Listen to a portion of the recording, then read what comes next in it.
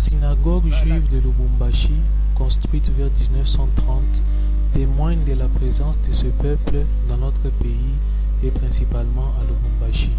Les premiers juifs, à l'exception de ceux qui évoluaient autour du roi Léopold II à la fin du 19e siècle, sont arrivés au Congo vers 1904-1906, il y a une centaine d'années, et plus exactement à Elisabethville, en venant de l'Afrique du Sud. Il s'agissait pour la plupart des juifs ashkénazes, originaires de l'Europe centrale, de Russie, de Pologne, de Lituanie, de Roumanie, mais aussi de Palestine. Parmi eux, un certain Barney Smith arriva à Elisabethville dans une charrette tirée par des bœufs, et il s'est mis à élever du bétail pour finalement fonder la fameuse boucherie Elakat. C'est aussi un juif qui créa en 1908 la première imprimerie du Katanga, ainsi que son journal L'Étoile du Congo. Après la Première Guerre mondiale vers 1923, il y avait déjà quelques dizaines de juifs installés à Elisabethville, mais aussi dans des petits centres du Katanga et du Kasaï. Les nouveaux venus étaient les Séraphades, juifs orientaux provenant de l'île de Rhodes. Au sein de la communauté juive du Congo, principalement celle d'Elisabethville, passage presque obligé avant de s'installer au Congo, certains ont exercé une carrière commerciale ou industrielle importante. Quelques personnalités se sont distinguées ont fait de la communauté israélite ce qu'elle est devenue. En voici quelques exemples.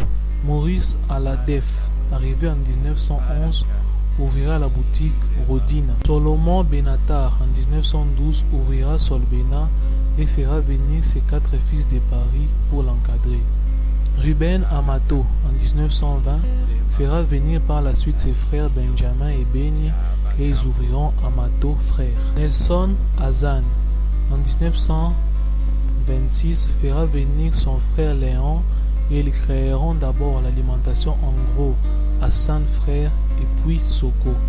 Simon Israël, en 1928, fera également venir ses frères Josué et Jacques pour ouvrir Simis partout au Congo. Isidore Lévy, en 1929, ouvrira plus tard Pièce Auto qui existe toujours à Kinshasa.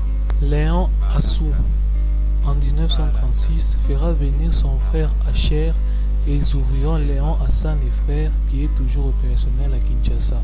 Évidemment, cette liste est loin d'être exhaustive.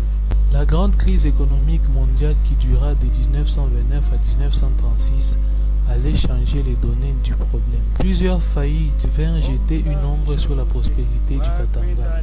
De nombreux juifs ashkénazes, fortement endettés, mirent la clé sous la porte et émigrèrent en Afrique du Sud ou en Rhodésie, actuellement Zambie et Zimbabwe.